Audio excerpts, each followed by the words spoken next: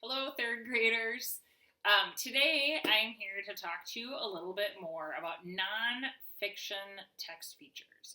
Now, when we're reading fictional books, that's books that aren't true, we use lots of different strategies to help us figure out the words and figure out the plot and figure out what happens first, next, and last.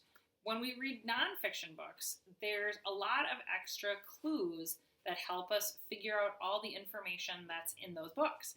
And those are called text features. So, nonfiction text features are extra visuals in print that authors include to help the reader understand the information better. In our last video, I went through all of the different kinds of text features that you're going to find in your nonfiction reading. I know you've seen those this year, we've talked about them this year, but I thought it was really nice to have a video that was just about reviewing those nonfiction text features. So today I just wanted to talk about how our reading focus is I can use text features to locate information more quickly, especially in nonfiction. We're going to focus on just 4 different text features today. Those are the table of contents, the headings, the caption, and the glossary. So you have seen all of these before, so this might be a review for some of you, but it's really important that you remember what certain text features look like so you can use them to help support your reading and also help you find information a little bit better as you read. So, as we start off, I'm going to read a book about the Titanic. Because I know a lot of people are really interested about the Titanic. My son is actually doing a project about the Titanic right now, so we've been talking about it a lot at our house. So, as we start, we're first looking at the title, which is a nonfiction text feature. So, it's just Titanic. So, I know exactly what the book is going to be about right away. So I'm opening it up, and the first thing I'm finding as I open it up is the table of contents. The table of contents is a nice list at the very beginning of the book about what information is on certain pages. So you can kind of see here, it says shipwrecks and sunken treasure on page 4, the wonder ship on page 8, 10 cool things about Titanic on page 12, building Titanic on page 14, bon voyage, which means to say goodbye, on page 16, Tragedy at Sea on page 20. So if I was writing a report or if I was collecting a lot of information on the Titanic and I just wanted information on how they built the Titanic, I would know right away to go to the table of contents and I would look at, building Titanic is on page 14. And I would know that I would skip ahead of all this reading and just go to page 14. So the table of contents is one text feature that helps us locate information much more quickly and efficiently. So I'm going to continue to read a little bit here right now. The next text feature we're going to look at is headings. So headings are usually in bold and they're over each new section. So this one is shipwrecks and sunken treasure. So I know that this whole section right here that we're going to be reading this text is all going to be about shipwrecks and sunken treasure. So if it didn't have a table of contents for some reason, I could look at these different headings and I could know where to find this information. So it says, ever dreamed of exploring the ocean for a shipwreck? Imagine how exciting it would be to discover a hidden treasure. Think that kind of thing only happens in the movies? Think again. In 1985, Robert Ballard led a team that discovered a sunken ship called RMS Titanic. And then right here, it's a caption of the picture. So it tells me what the picture is all about. It says illustration of the Titanic shipwreck 1985. So it's really important that you're reading those captions that go with the pictures because they give you lots of information that isn't always in the text.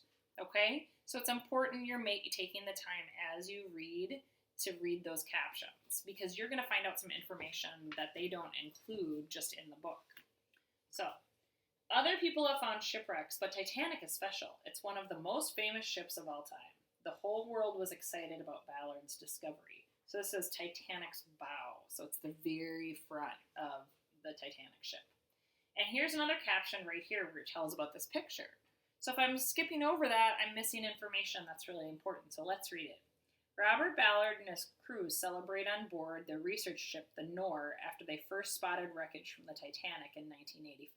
So this is a picture of them. It says, in his own words, my team had been watching the ocean floor with an underwater camera for days, and all we'd seen was mud.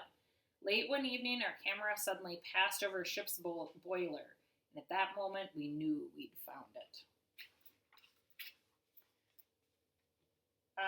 The Wonder Ship. So we're right here. We're seeing this nice heading, this other text feature. And when we see that heading, it says the Wonder Ship. We know what they're referring to the Titanic is. It's something that is really a wonder. That's something really amazing. That may be something the world had never seen before. So you have to kind of be aware and use those headings to help you make inferences about what the author is trying to say about that whole section too. What made Titanic so special? In 1912, it was the biggest ship ever built. That's why some people called it the Wonder Ship. Oh, so I'm finding out. I'm reading the text and making that connection to what that heading is all about. It says first class bedroom, ship's gym, first class cafe, and there's also the grand staircase right there. Other people called it a floating palace. Titanic had every possible luxury: fine wood paddling, crystal and gold light fixtures, and a grand staircase with a skylight above it. That word luxury I kind of had a little bit of trouble with.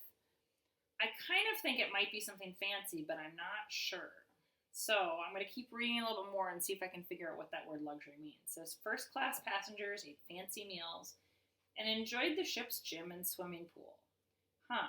Well, now I'm coming down here and it says the definition of luxury. It says Titanic terms, luxury, something that offers pleasure or comfort, but isn't necessary, often difficult or expensive to get.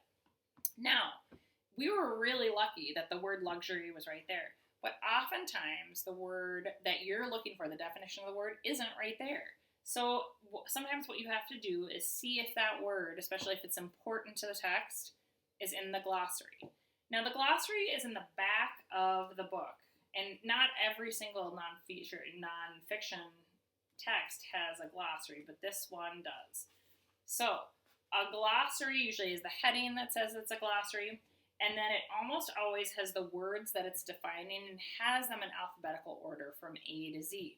So I'm going to look for G for glossary, or L for luxury was the word we were looking for. Sorry. L for luxury. Something that offers pleasure or comfort but isn't necessary, often difficult or expensive to get. So looking to the glossary is also another quick way of finding the information you need about a nonfiction text. So what good readers do is good readers make sure they're using these nonfiction text features to their advantage as they read, to help them confirm about what they're reading and understand what they're reading a little bit better.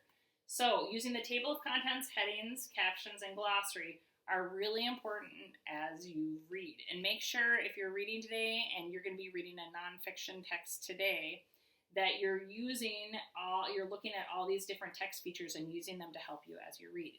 Today what you're going to be reading is you're going to be reading a page or two article about the Titanic, and it's below, and you're going to be answering a few questions about that article. You're going to be doing the same thing tomorrow with the rest of the article, okay? Good luck today, third graders.